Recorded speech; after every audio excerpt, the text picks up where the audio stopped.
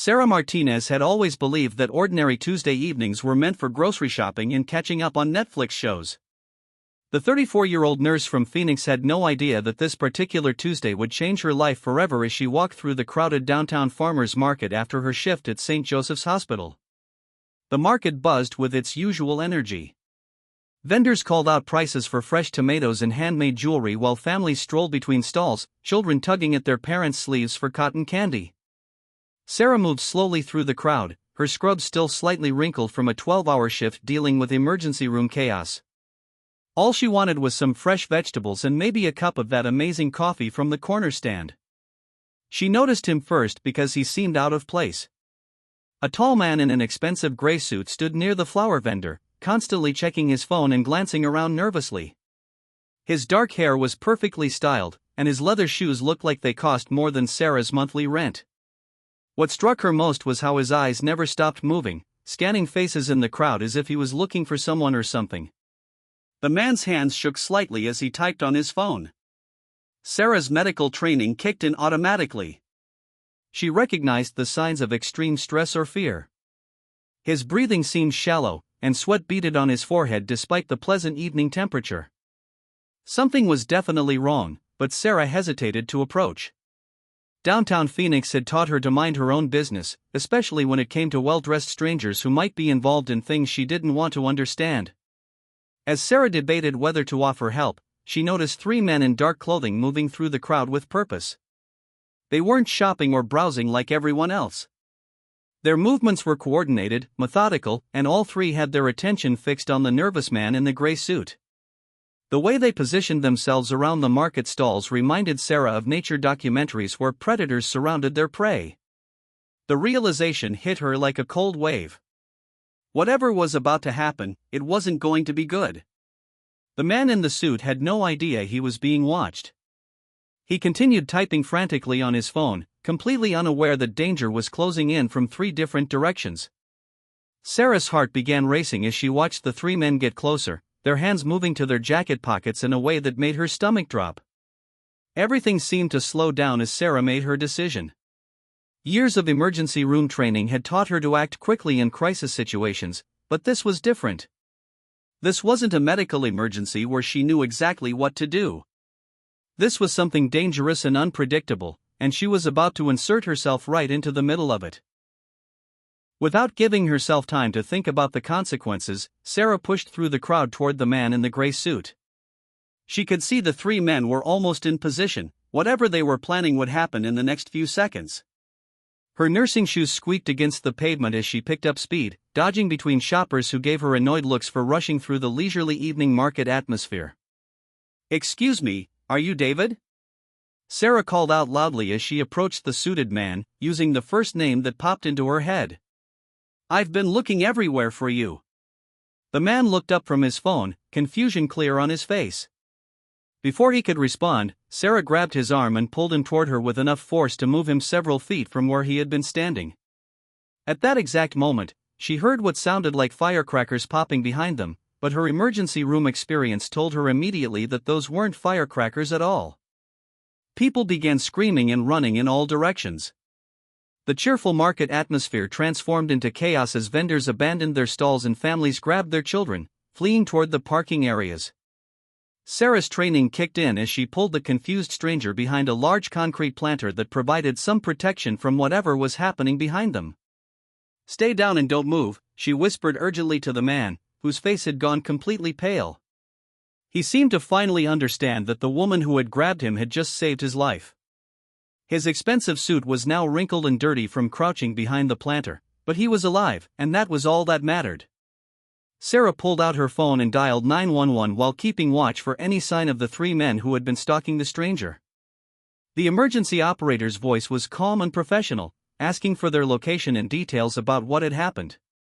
Sarah provided the information quickly and efficiently, her medical background helping her stay focused despite the adrenaline coursing through her system. Within minutes, sirens filled the air as police cars and ambulances converged on the farmers' market. Sarah and the man remained hidden behind the planter until uniformed officers approached and identified themselves. Only then did they emerge from their hiding spot, both shaken but unharmed by their close encounter with whatever violence had been planned. The man in the gray suit turned to Sarah as they waited to give their statements to the police. His dark eyes were filled with gratitude and something else that looked like fear. "You saved my life," he said quietly, his voice still trembling slightly. "I don't even know your name, but you risked everything to help a complete stranger." "I'm Sarah," she replied, still processing what had just happened. "And I'm just glad you're okay. I saw those men watching you and something told me you were in danger." Police officers separated them for individual interviews, and Sarah found herself recounting the evening's events to a detective who took detailed notes about everything she had observed. She described the three men in dark clothing, their coordinated movements, and the moments leading up to the incident that had disrupted the peaceful market evening. After giving her statement, Sarah learned that the man she had helped was named Marcus Chen, and he was apparently involved in some kind of business situation that had put him in serious danger. The detective didn't provide many details, but it was clear that her quick thinking and willingness to get involved had prevented something much worse from happening. As the evening wound down and the market area was cleared by investigators, Marcus approached Sarah one more time. He handed her a business card with just a phone number written on it. "If you ever need anything at all, please call this number," he said seriously. "I owe you more than I can ever repay." Sarah took the card but wasn't sure she would ever use it. She was just a nurse who had acted on instinct when she saw someone in trouble. The idea that this one moment of helping a stranger could lead to anything more seemed unlikely. She tucked the card into her purse and drove home to her small apartment, thinking the whole experience would become just an unusual story to tell her coworkers. The next morning started normally enough. Sarah woke up to her alarm at 6 a.m., made coffee, and got ready for another shift at the hospital. She lived in a quiet residential neighborhood where the most exciting thing that usually happened was someone getting a new lawnmower or painting their fence. As she opened her front door to head to work, however, she realized that her normal, quiet life had just taken another unexpected turn. The sight that greeted her made her coffee mug slip from her hands and shatter on the front porch. Her entire street was filled with black cars. Not just a few cars, but dozens of them, lined up perfectly on both sides of the usually empty residential road. Each vehicle was identical, dark sedan with tinted windows, and they stretched as far as she could see in both directions. Sarah stood frozen in her doorway, trying to make sense of what she was seeing. Her neighbors were also coming out of their houses, looking just as confused and concerned as she felt. Mrs. Rodriguez from next door walked over with her small dog, both of them staring at the unusual sight that had transformed their peaceful neighborhood overnight. "Sarah, do you have any idea what's going on?" Mrs. Rodriguez asked, her voice filled with worry. "These cars weren't here when I went to bed last night. I woke up and looked out my window and thought I was dreaming." Before Sarah could respond, she noticed that some of the car doors were opening. Men and women in dark professional clothing began stepping out of the vehicles, all of them wearing similar expressions of calm alertness.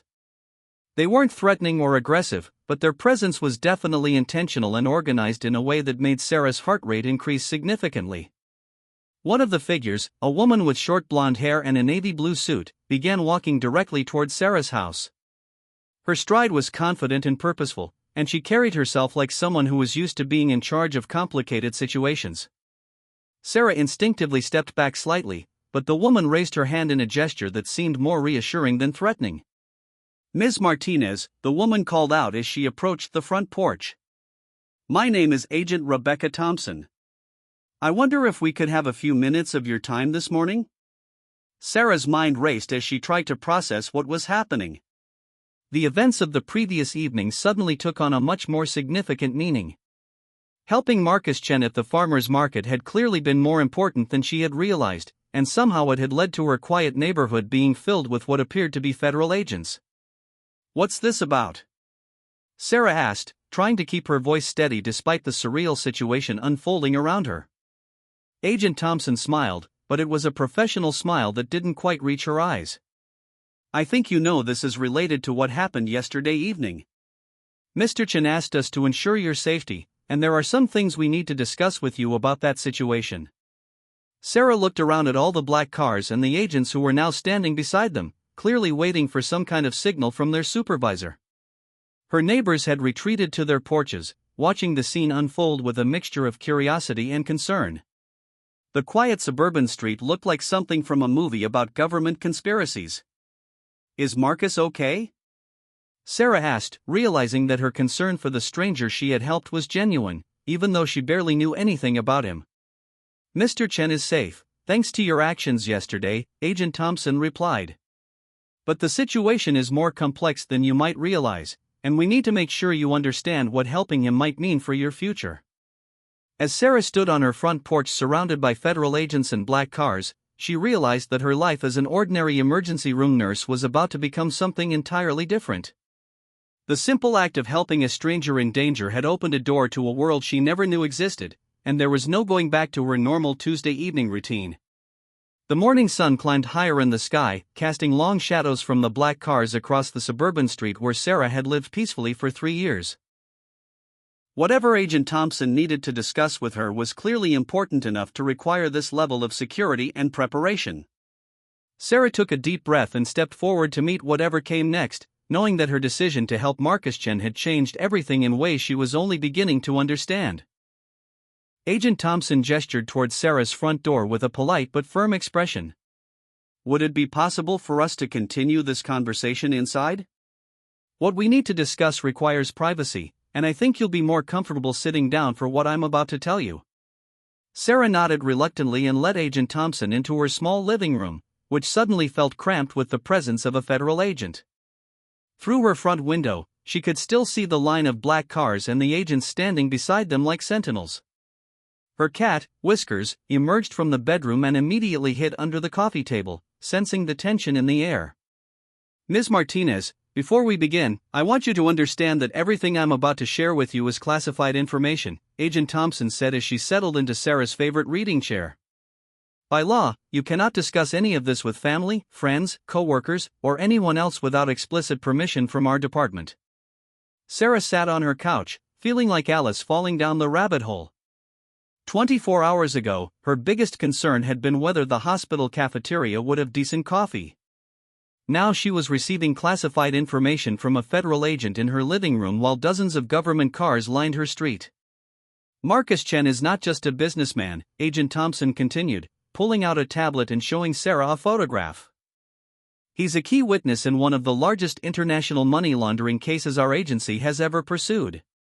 For the past 2 years, he's been working undercover to gather evidence against a criminal organization that operates across 12 countries and handles billions of dollars in illegal transactions." The photograph showed Marcus in a different context, sitting at a conference table with several other people in expensive suits. Even in the picture, Sarah could see the same nervous energy she had noticed at the farmer's market. Now she understood why he had seemed so afraid and constantly alert to his surroundings.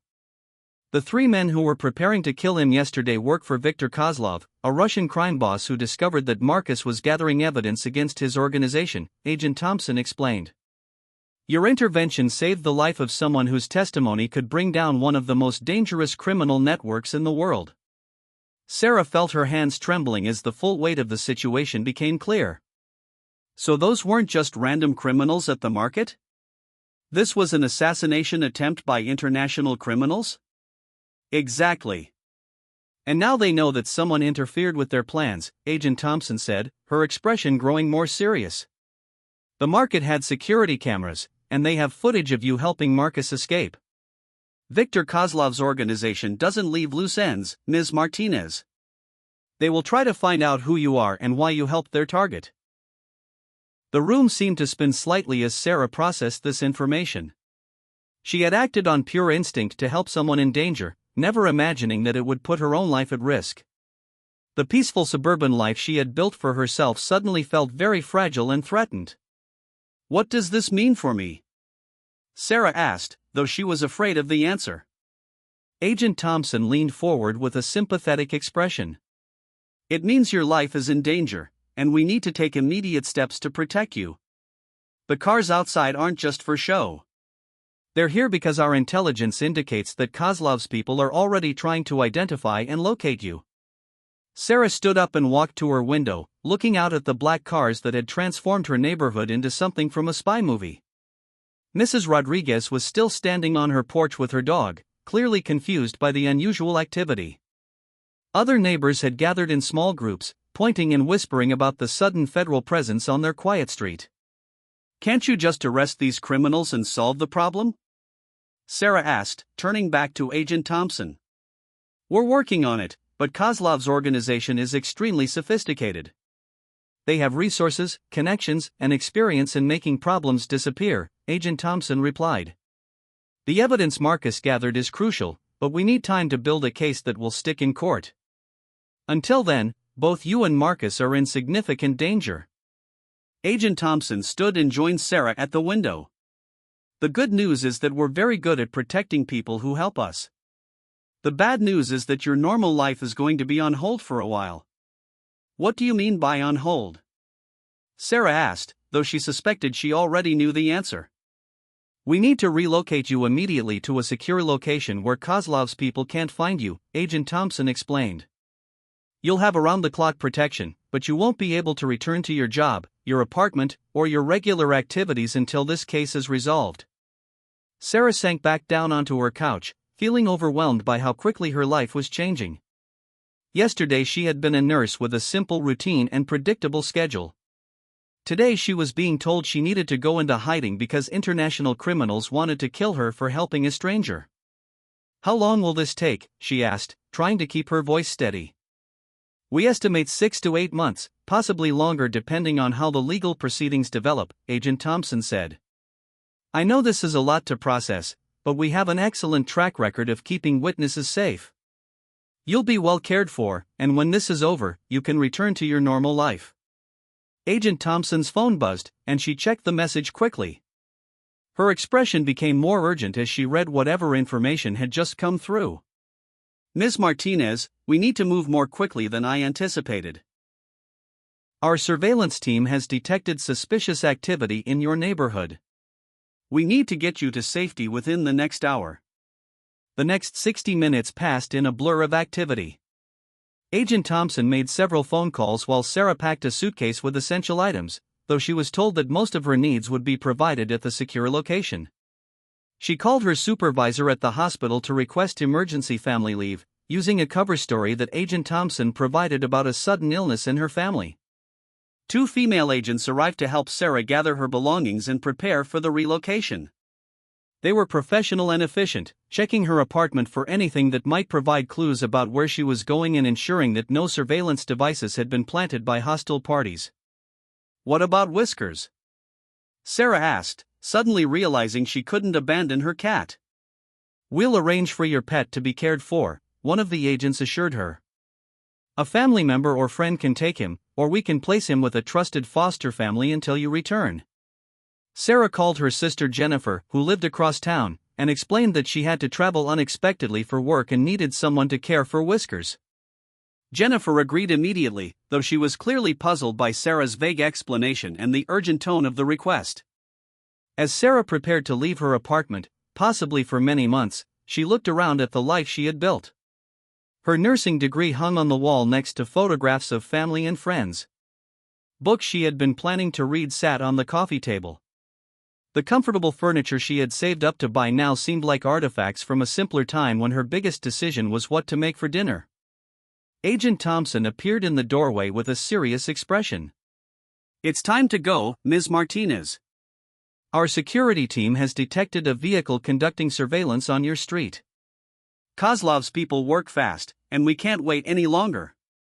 Sarah grabbed her suitcase and followed Agent Thompson outside, where a different black car waited with its engine running.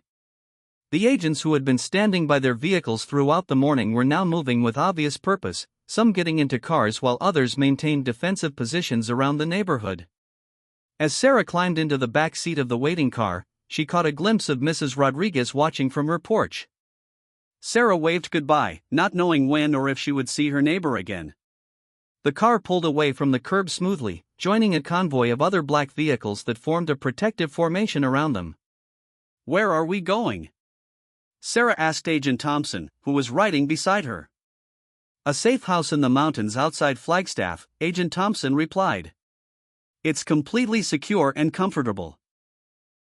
You'll have everything you need, plus access to communications so you can stay in touch with your family within certain security guidelines. As they drove through Phoenix toward the highway, Sarah watched her city pass by the window and wondered when she would see it again. The familiar landmarks and neighborhoods looked different now, knowing that somewhere among all those buildings and people, dangerous criminals were searching for her. "Agent Thompson, can I ask you something?" Sarah said as they merged onto the interstate. "Of course. Do you think I made the right choice? Helping Marcus, I mean. If I had known it would lead to all this, would you have done the same thing?" Agent Thompson was quiet for a moment before answering. "Ms. Martinez, in my 15 years with the agency, I've seen a lot of good people get hurt because they were in the wrong place at the wrong time. But I've also seen what happens when good people choose to help others despite the risks. What you did yesterday probably saved dozens of lives by protecting a witness whose testimony will put dangerous criminals in prison." She paused and looked directly at Sarah. "Yes, I think you made the right choice. And I think when this is all over, you'll be glad you helped someone who needed it, even though it complicated your life for a while." As their convoy headed toward the mountains and the secure location where Sarah would spend the next several months, she reflected on how one moment of compassion had changed everything. She had always believed that helping others was the right thing to do, a principle that had guided her career in nursing and her approach to life in general. Now that belief was being tested in ways she never could have imagined. But as she thought about Marcus Chen and the fear she had seen in his eyes at the farmer's market, Sarah realized she wouldn't change her decision even knowing what she knew now. Some things were more important than personal safety or convenience, and helping someone in genuine danger was definitely one of them. The safe house turned out to be a comfortable cabin surrounded by pine trees and mountains, with agents who were friendly but professional in maintaining security. Sarah settled into a routine of reading, online college courses, and video calls with her family, always under the watchful eye of her protectors. Months later, when the case finally went to trial and Viktor Kozlov's organization was dismantled, Sarah returned to Phoenix as a different person than she had been before. She was still a nurse, still compassionate and helpful, but now she understood that sometimes helping others required courage she hadn't known she possessed. The black cars eventually disappeared from her street, Agent Thompson moved on to other cases, and life returned to something resembling normal. But Sarah never forgot the lesson she learned that Tuesday evening at the farmer's market. That ordinary people can make extraordinary differences in the world, sometimes in ways they never expect or plan for.